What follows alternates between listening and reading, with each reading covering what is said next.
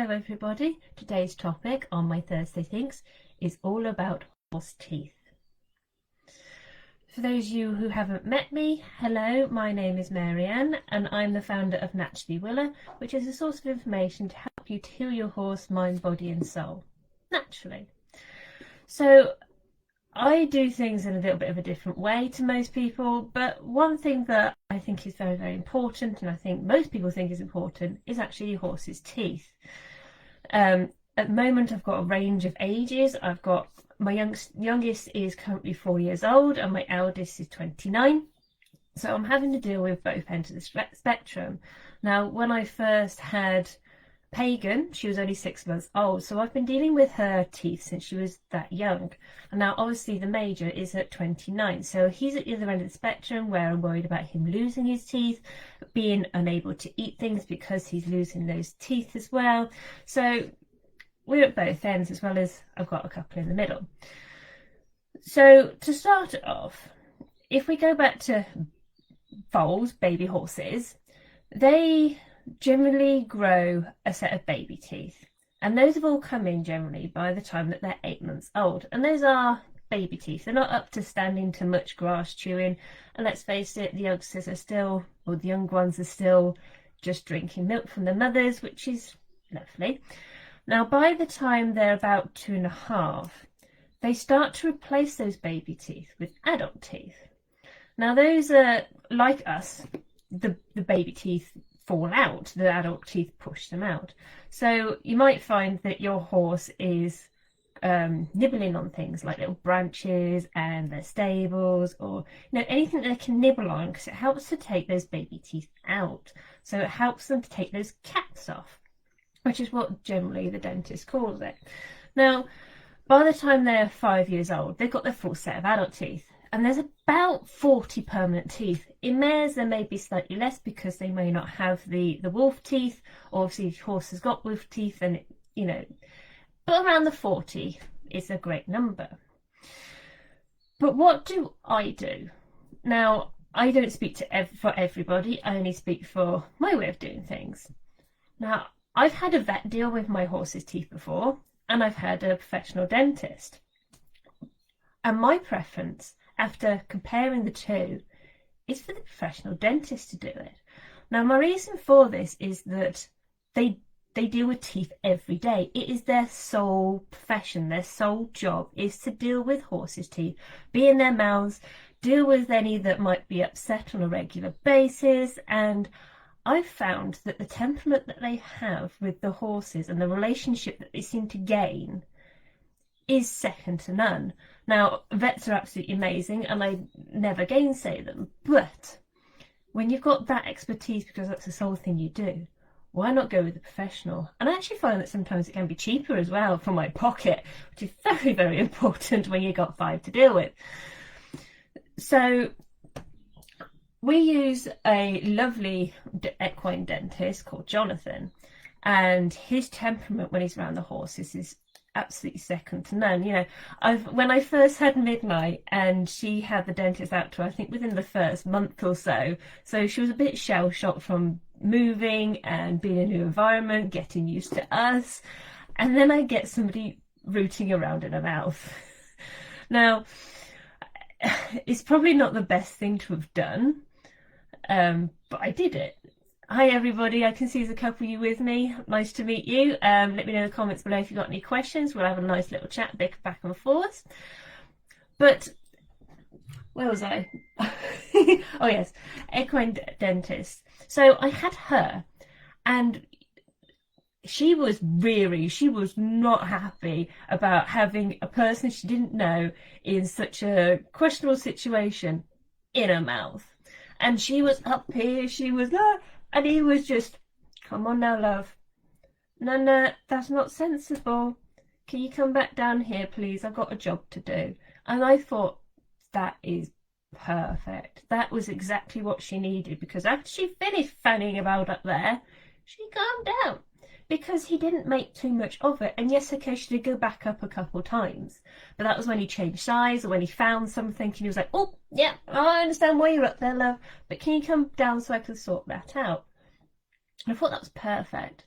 And if you've been with me for a while, you'll know that my boy Egypt, who is about to turn 5, bless him, he's a bit of a character, and you never know what you're going to get with him, whether he's going to get upset by something or whether he's just going to be, yeah, okay, that's fine.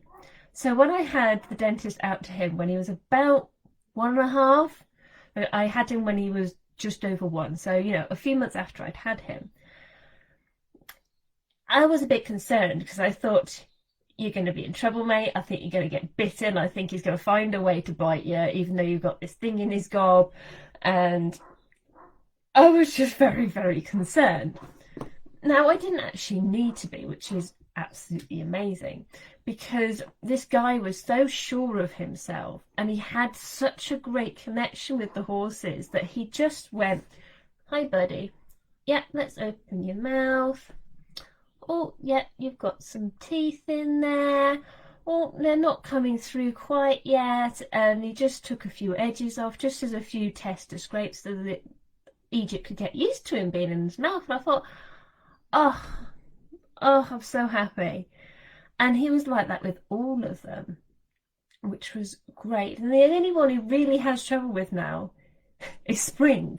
Now, they're called Shetlands for a reason, and she is a bit of a Shetland when somebody's trying to get out of her mouth. She's rearing, she's trying to run off, and yeah, she's just a bit of a character.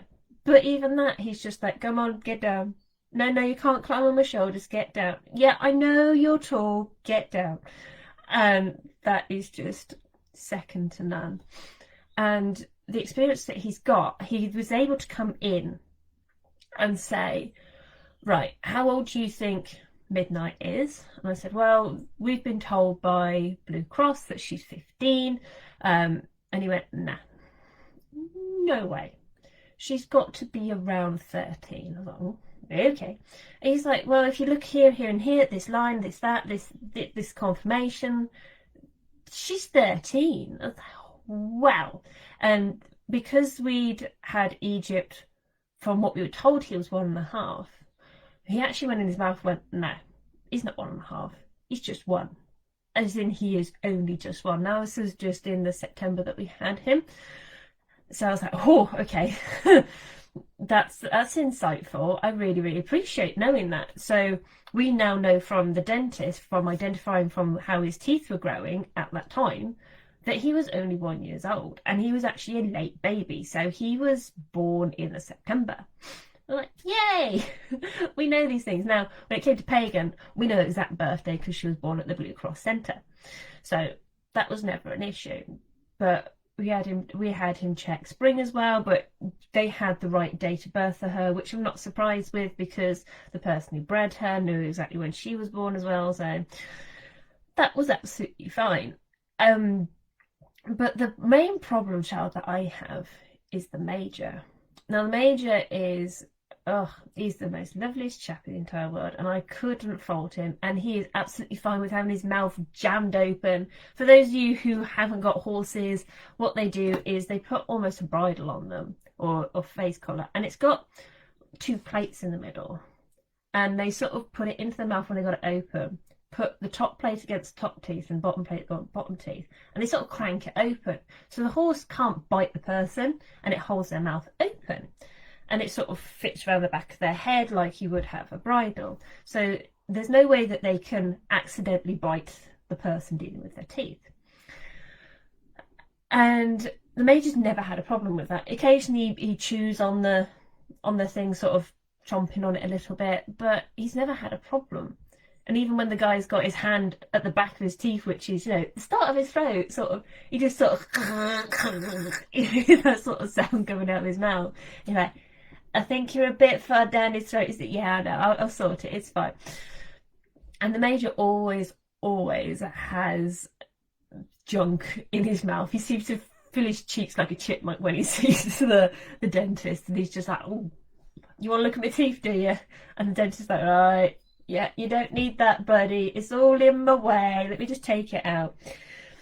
Now, the whole thing about teeth, though, is that it's something that isn't generally considered when people are breeding horses, which is an absolute shame.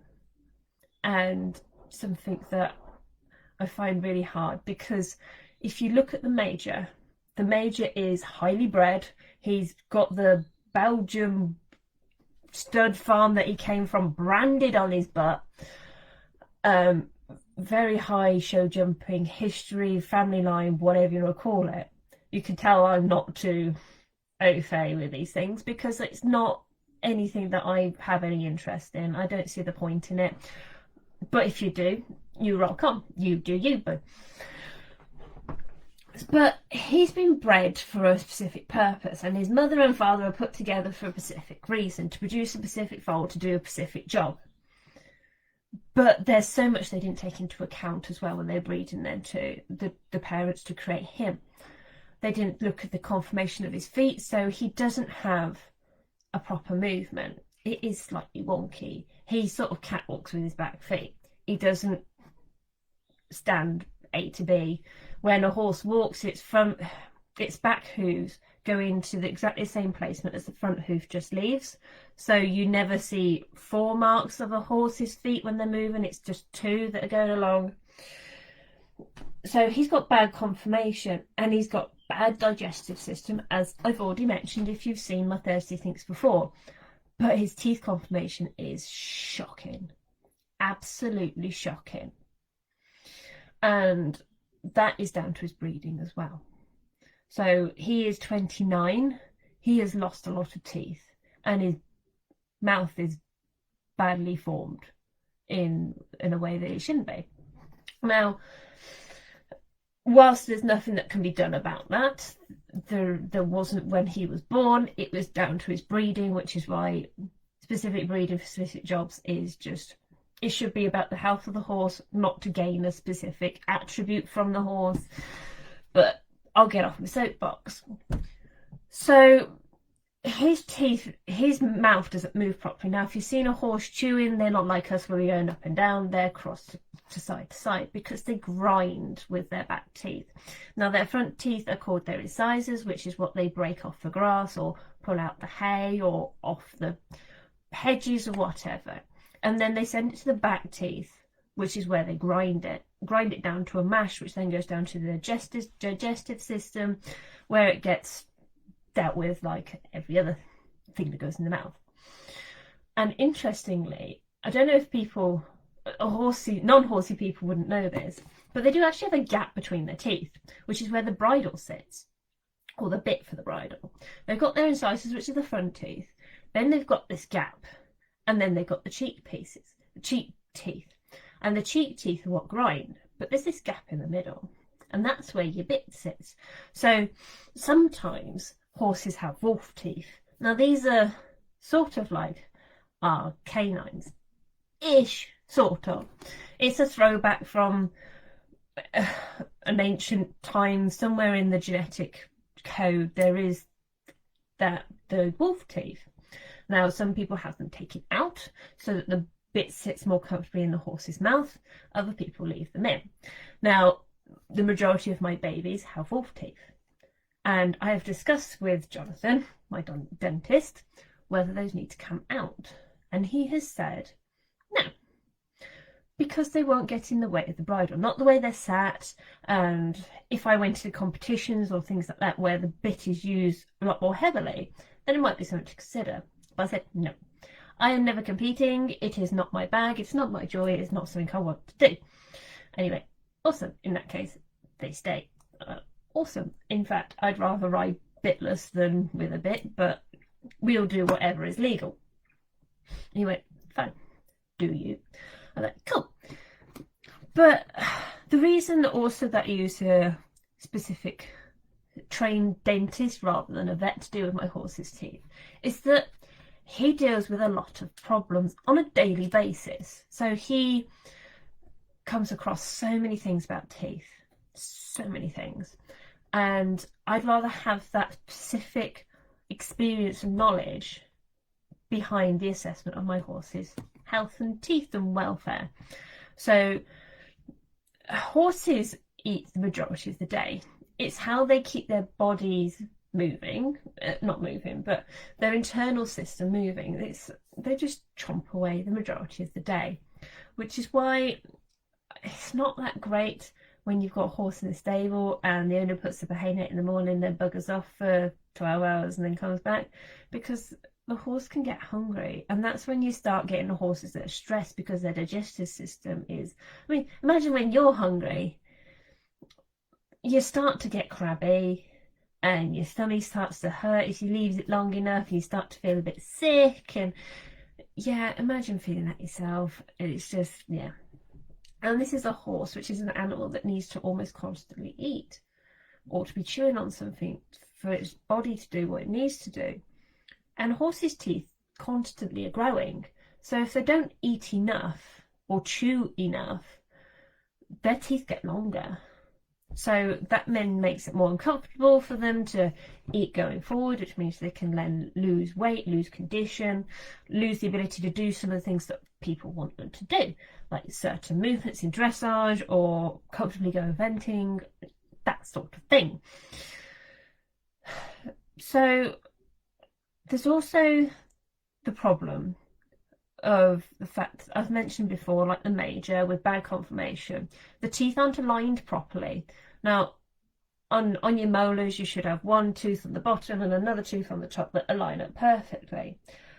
But if you don't have them lined up perfectly, and you've got one that's slightly off, and the horse is moving like this constantly with its jaw, you get hooks growing and spurs.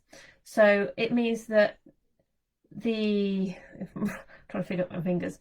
So you've got this on the outside next to the cheek. Now, if that's got your top jaw grinding against it, it sort of grows to a point. And then you've got this hook or point that is poking into the cheek when they're eating, which is cutting the cheek as well. And that's not comfortable. And that's how you get abscesses in the mouth, which, again, isn't comfortable for your horse.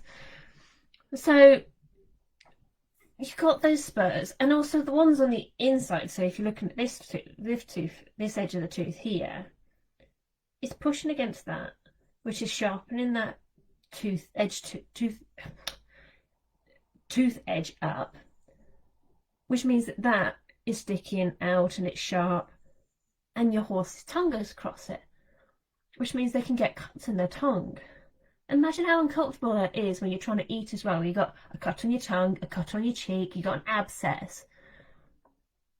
You know, it's not comfortable for them. It's not healthy for them, because that's an infection in their body, which their body's having to cope with, which is a toll on the body. So one of the things that dentists do regularly is take off those spurs and hooks to make the horses feel more comfortable. And that solves so many problems, that the horse doesn't have to deal with that anymore, and makes them a lot more calmer, a lot more happier, like you would be if if anything's going wonk in your tooth or your face and you got an abscess in your cheek or in your tongue or whatever. You get grumpy, you don't want to eat, it's everything just a bit shite, and you don't want to deal with life. So you can make your horse a lot more comfortable or happier just by having the dentist just take those spurs and hooks off. And also the dentist can obviously keep an eye out for a lot more things that could cause issues, like those wolf teeth by the bridle, by the bit, like broken teeth or infections or excessively worn teeth, because obviously if you've got an abscess on one side of your mouth, you're going to throw the food to the other side, which means you're going to overly wear that side. You've got an uneven bite plane, misalignment, infection, disease. A dentist can keep an eye out for all these things and find early warning signs. And if the horse has already got these issues, then they're the most qualified people to help you. Now, they might not be able to give you specific drugs and things like that, but they can be in that horse's mouth and say, right, this is this, I can do this, I can do that, but I need your vet to do X, Y, Z. And then you can go along to your vet with a detailed description from a qualified professional who does this day in, day out, and say, my horse has got X, it needs Y, can I have it by? And then everybody's on the same page, and that's just great, and absolutely love it. So what signs are there that your horse has got issues with its teeth? Now, I've mentioned a few already. You've got your weight loss, you've got your loss of condition, you've got problems with the bit, some horses that object to doing things, object to the bit going in their mouth, object to doing certain activities when that bit is in their mouth, they might not be being naughty, they might not be being a git or being cheeky or lazy or fighting the bit. They might just be telling you, my teeth aren't okay, my face is hurting because I got cuts in my cheek and cuts on my tongue and I'm uncomfortable. Sometimes that is all it is. And in the past I've been speaking to a few vets and they've said, I'd put down this horse. And later on the post-mortem I found out that it's because they had so much issues in their mouth and they hadn't been treated. But we didn't know because the owner just kept saying, no, his teeth are fine, he's eating okay, or, you know, these sort of things. So that's one of the reasons why I have my horse's teeth regularly sought to. Not only for the fact that I've got youngsters who I'd rather get them used to the vet so that if there's any situation where they drastically need him in an emergency, they already know him. They already know that it's okay for him to be in their mouth and they're comfortable with that. Not to mention, it's like us to going for the dentist when we're little. It's to maintain and check that everything is going as it should be, so that as they grow, the mouth grows with them in the right way, and any broken teeth are dealt with, any lost teeth are dealt with in the right way, so that they're comfortable for as long as they can be. So other warning signs are bad breath.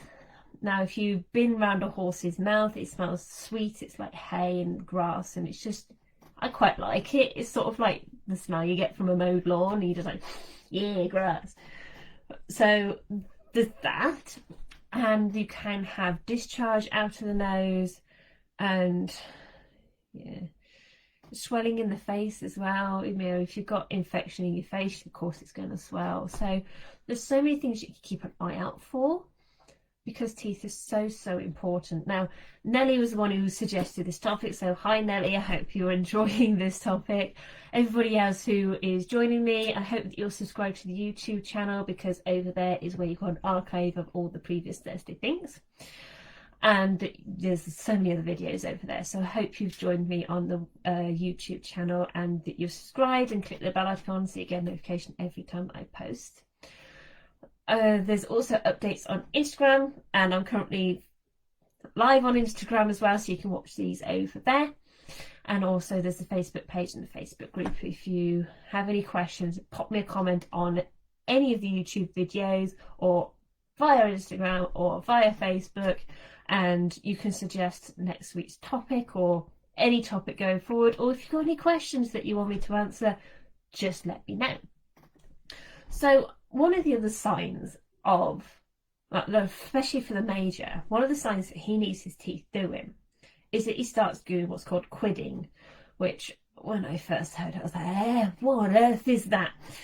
But it turns out that when the horse isn't properly chewing its food, it sort of almost wraps it up, and it comes like a wrapped cigar, you know, tapered, with a chunk in the middle, tapered.